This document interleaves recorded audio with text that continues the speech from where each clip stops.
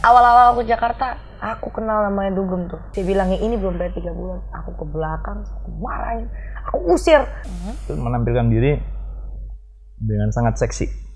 Kayak by blood gitu loh, suka terlihat sensual. Nanti ini kamu diserang loh. Maaf guys. Jauh di dalam hatimu itu Marion Jola itu kayak gimana sih sebenarnya? Nanti dengan kebiasaan pola pikir serta mindset seperti ini akan tiba masa yang luar biasa capek. Sebelum lanjut nonton video ini, jangan lupa tekan tombol subscribe, nyalain loncengnya, like, dan share ke teman-teman kalian.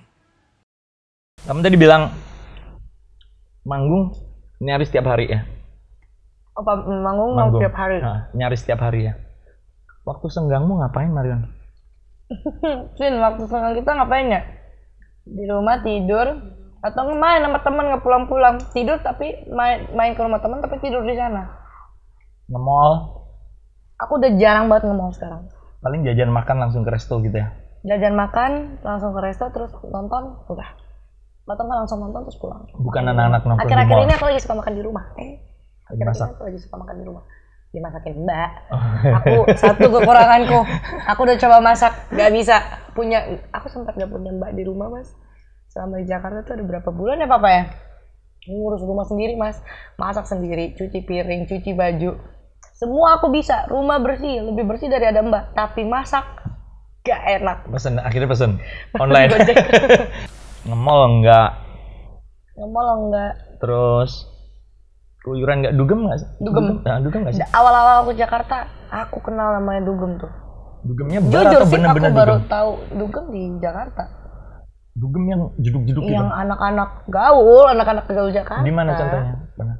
Ada sih, Swell House. Oh, di Senopati ya, daerah Senopati. Sampai sekarang udah nggak pernah lagi. Itu udah paling terakhir ya awal-awal aku karir. Awal pindah Jakarta. Itu gara-gara ketemu teman-teman ya. Nyoba Dugem, seneng nggak? Enggak. Tapi live music masih suka mas. Iya, yang live bisa kan nongkrong. nyanyi, nongkrong, ngobrol iya. gitu kan. Itu sampai sekarang iya buat have fun sama teman-teman. Suasana remang-remang musik kenceng nggak suka ya? Gak suka. Aku cuma karena kenalan aja, namanya anak kecil yang ya, satu hal sudah kamu lewati. Satu hal, salah satu godaan suka. besar udah kamu lewati. Aku nggak suka. Aku nggak cocok sama environment Jakarta anak-anak yang seperti itu. Sudah pernah dicoba, aku tidak cocok. Sama teman-teman juga nggak cocok temenannya. Terus yang paling nikmat ngapain gitu dari makan ya sama teman-temannya? Makan, tidur. Aku sekarang lagi suka ke puncak kalau lagi libur. Ke puncak? Tiba-tiba aja ke puncak gitu. Cuma nongkrong di puncak pas itu ya, makan cover chest itu ya? Iya! Betul! Udah nggak macet ya? Hah? Udah nggak macet lagi sekarang? Udah ada tol baru kan, Bintaro? Ya tapi kan biasanya tapi tetap diputerin lagi juga sih. Tapi 2 jam? 3 jam? 3 jam paling lama lah. Tapi Bandung 3 jam sekarang. Aku udah nggak macet. Tak kasih tau ya, dulu zaman dewa-dewa awal. Kita di Jakarta kita anak dewa juga nggak ada yang suka Dugem terus. Di dewa tuh nggak ada Dugem. Salah satunya hiburan selain kita nonton di Pondok Indah Mall, itu ya ke puncak itu. Makan sate. Iya seru banget mas. Masakan Padang terus makan jagung bakar. Terus puncak itu vibe-nya kayak Sumba gitu loh, sepi, pohon-pohon. Itu ya? Jadi kayak pulang rumah, sunyinya aku suka. Masa kecilmu kayak gimana sih masa kecilmu dulu? Aku dulu mainnya bukan naik sepeda, naik kerbau. Suka apa? Suka naik kerbau. Beneran mas? Suka naik kerbau. Berkali-kali. Jadi bener-bener desa? Desa. Kabupaten paling baru di Sumba waktu itu. Yaitu Sumba Tengah itu. Nama kotanya apa? Sampai sekarang kamu masih tinggal situ? Papa masih tinggal di sana sama mama. Kamu berangkat idol ya dari situ itu? Oh enggak. Jadi papa mama aku lahir di Kupang. Papa sempat pindah ke Sumba. Pas aku kelas 3 SD. Aku ikut tinggal di Sumba. SMA tahun ya Pak ya? SMA di? SMA udah balik Kupang. SMP udah balik Kupang.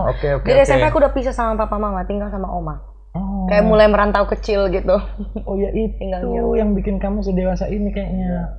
Iya, nggak mungkin soalnya dia umur segini tiba-tiba punya pemikiran kayak gini. Aku aja udah mulai cari uang SMP kelas 3 mas. Aku dari SD kelas 4. Wow, tapi aku cuma karena aku ingin. Jadi papa sama mama tuh kasih Lala nggak bisa beli apapun yang Lala mau. Yang mau minta tuh bakal dikasih langsung gitu. Susah, dramanya banyak. Jadi daripada aku drama, apalagi papa mama tinggal jauh di Sumba, Mending usaha ya. mending aku usaha sendiri yang Apa bisa cari aku uangnya pakai apa foya-foyain. waktu itu? Modeling dulu SMP kelas 3. Modeling dulu, udah tuh modeling sering jadi duit tuh, makin bertambah. Habis itu papa kasih cici pegang kosan. Itu umur berapa ya, Pak? SMA kelas 2 lah. Kamu jadi bos kos-kosan? Iya. Aku minta hadiah kos-kosan. Biar jajannya dari situ aja kan waktu itu penawarannya sama papa. Udah, urus kosan, bayar listrik, bayar airnya, kontrol masuk keluar uang, tapi lu nggak dikasih jajan lagi sama sekali. Jadi uangku ya dari uang hasil kosan itu. Ada 8 kamarnya 250 kali 8. Ya banyak dong. Jajan sebulan lumayan kan? Yes, tapi kan itu harus dibagi buat bayar Oh ya ada pembiayaannya, ada mbak-mbaknya ya. Iya. Belum paman kan yang jagain buat kontrol. Tapi kamu di usia itu udah bertanggung jawab terhadap uang sebesar 2 juta rupiah ya? Ya, segitu. Yang kamu harus kelola. Aku baru pertama kali aku pernah jadi ibu kos. Jadi ternyata anak SMA datang kos-kosan. Anak SMA udah jadi bos kos-kosan. Itu yang bener-bener datang terus aku marah-marahin anak-anak kosnya. Yang kos umur berapa? Kuliah. Ada yang waktu itu kuliah pada setia dan yang udah mau lulus ya papa ya. Pas zaman Cece pegang. Kamu bosnya? Aku bosnya. Panggilannya Cece om? Iya. Mama aku Chinese. Mama Chinese jadi panggilannya Cece. Zaman anak SMA datang ada yang nggak bayar 3 bulan tuh dapat laporan jadi di depan tuh ada kios kecil, kiosnya papa mama dikontrak sama orang gitu. Dia yang biasa jagain, tolong dong ambilin duitnya anak-anak bayar. Dia bilangnya ini belum bayar 3 bulan. Aku ke belakang marahin, aku usir sampai mereka takut sama aku. Tiap kali aku datang mereka panggil aku kakak, padahal aku anak SMA, mereka anak kuliah. Ya Kak Lala. Akhirnya beres. Karena aku usir dulu, ada ya? yang nggak tertib, ribut. Aku marahin tuh sama temen-temennya, aku marahin. Habis aku ibu kos mas, gak bisa ini kos-kosan aku gak bisa kotor, gak bisa ribut, ntar gue diamukin sama bokap. Ini kamu berani melakukan itu? Marahin, aku suruh pergi, akhirnya teman-temannya cabut dan mereka gak kayak gitu. Mereka manggil kamu apa? Itu para abang kos itu? Kakak Lala. Kamu anak SMA? Itu kos wanita sih, perempuan. Oh. Gak ada cowok, kos perempuan. Kalau belum bayar aku tanya, kenapa belum bayar? Suka main sama kerbau, kemudian karena sering latihan jatuh dari kerbau, galak jadi ibu kos bos-bosan. Jadi bos kos-kosan. Tapi emang jadinya galak banget, kayak turunan dari papa deh galak nih. Citra kamu ya, kalau di at least di sosmed kamu lah ya, itu menampilkan diri dengan sangat seksi. Kenapa? Suka, gak tahu dari kecil. Aku tontonannya kecil penyanyi. Enggak, aku nggak tahu ya triggernya karena apa atau contohnya aku lihat apa mas. Tapi itu aja kayak by blood gitu loh, suka terlihat sensual. Kalau kata mamaku bener lebih tepatnya terlihat sensual ya. Kalau kata mamaku sex appeal-nya tinggi turun ke aku. Aku jadi lahir jadi orang yang punya sex appeal. Iya bener, kalau kamu bilang kamu punya sex appeal itu di luar kata-kata memanfaatkan mungkin nggak tepat ya, kata-kataku ini nggak tepat. You exploit itu dan kamu nikmatinya gitu? Menurut aku menjadi entertainer lu bukan jadi orang lain juga kan sebenarnya. Lu kalau bahasa papaku produk, kita memberikan produk ya aslinya produknya kamu gitu kan, asli produknya apa gitu. Kalau kita ya aku sebagai entertainer ya aku bawa packaging ini, dan kalau dibilang menikmati ya menikmati, I'm being myself, aku menjadi diriku sendiri, jadi aku nggak stres. Bayangkan kalau aku harus jadi. Ya kadang-kadang ada orang melakukan itu karena dia stres ingin membuktikan sesuatu. Kalau kamu kayak natural, enggak, kamu merasa itu gitu natural aja. Kamu gitu ya? Kayak misalnya aku nyanyi Habana tiba-tiba begitu aja nyanyinya mas, aku juga nggak ngerti kenapa gitu. Itu ya, iya. Aku nggak tahu kenapa aku lebih memilih bahasa tuh yang seperti ini daripada begini. Nggak tahu dari sananya. Cuma pola pikir orang Indonesia kan emang nggak berbeda soal itu. Kamu tidak terganggu dengan pendapat orang-orang? Aku tahu aku tinggal di Indonesia. Masih belasan mungkin ya sekarang. Bentar lagi 20 lah. Terganggu sih enggak. Tapi aku cukup sadar aku pernah ada di fase dimana emang agak nyebrang.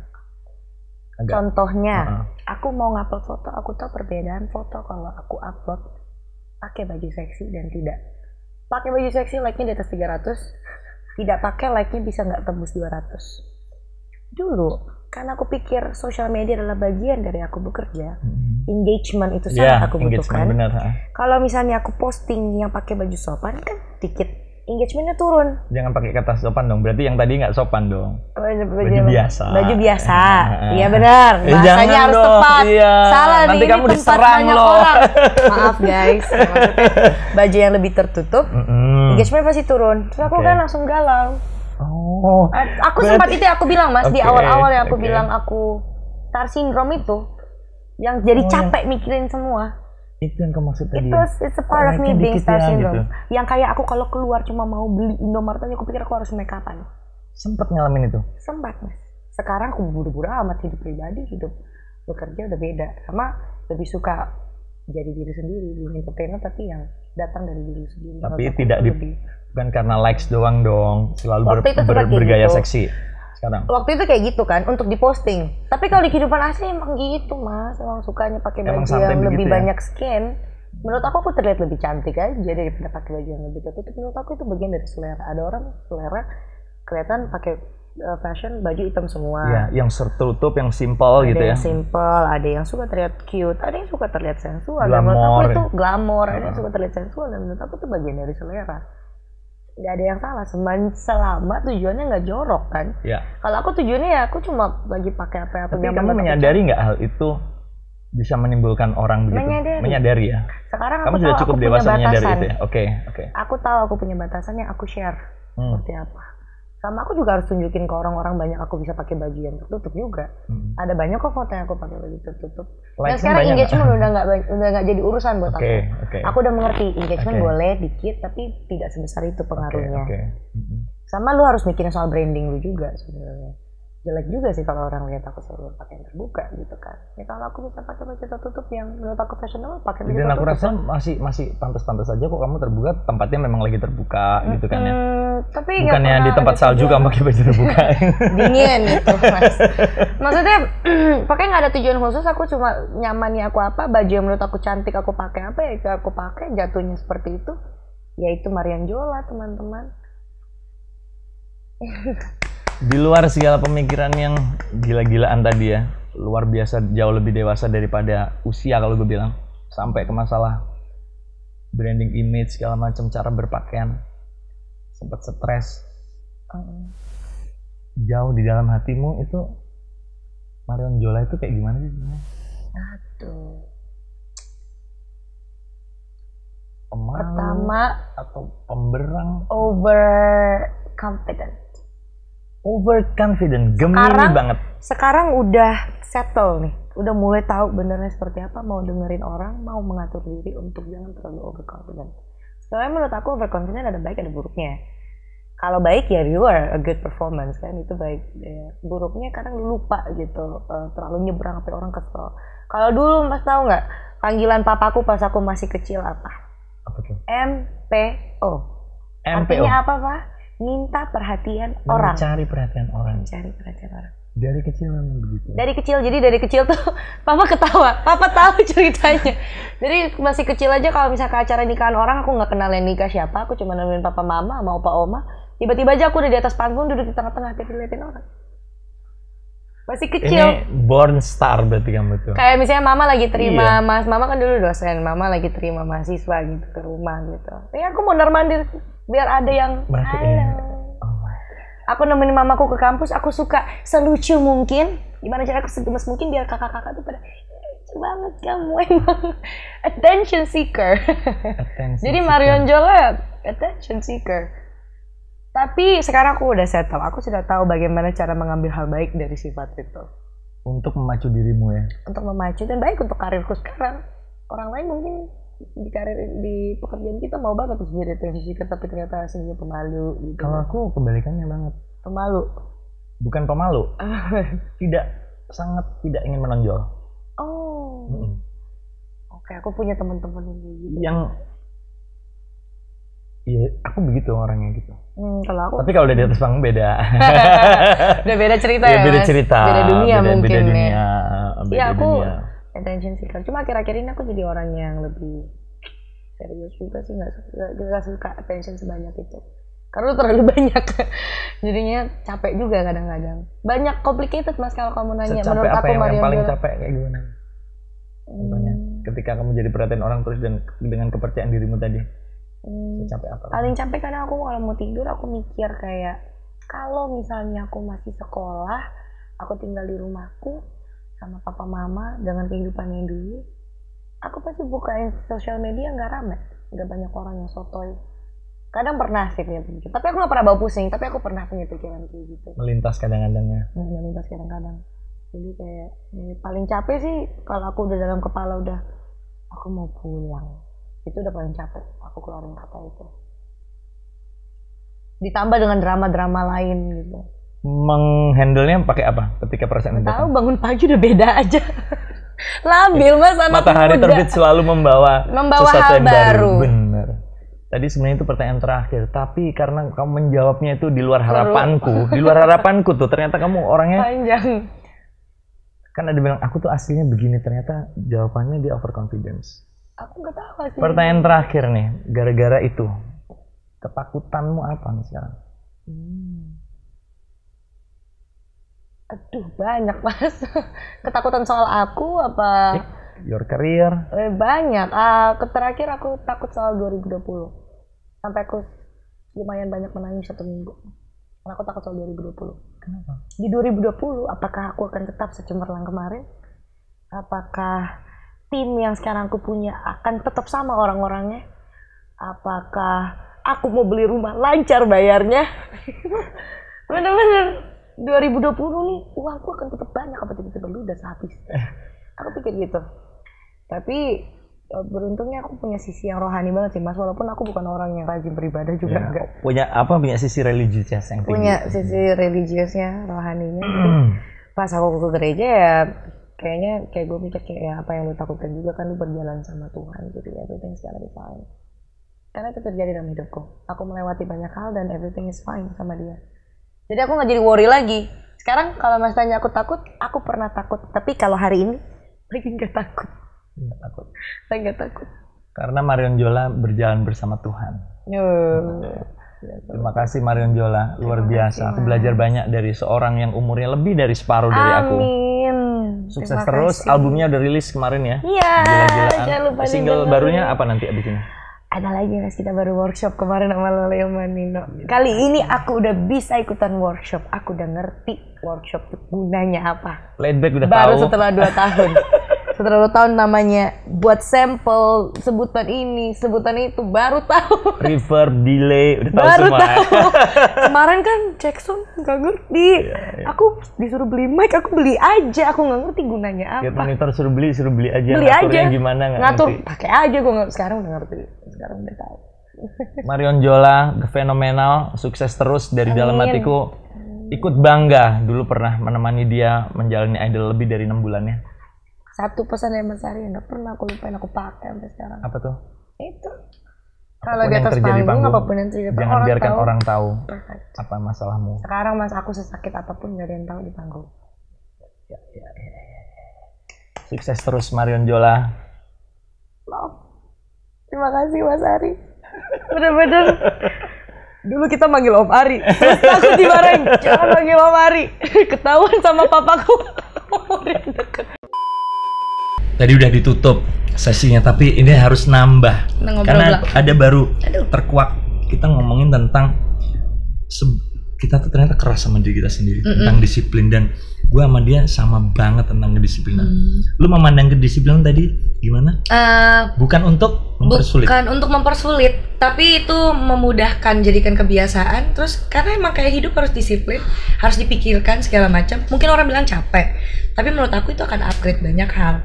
Itu akan buat lu jadi orang yang jauh lebih maju dari yang lain. Ya. Punya sistem evaluasi ya. Betul. Dan biasanya itu jauh lebih akurat daripada jadi orang yang santai. Kalau jadi orang yang santai ya, anak sekarang gimana? Udah begitu aja jadinya kan.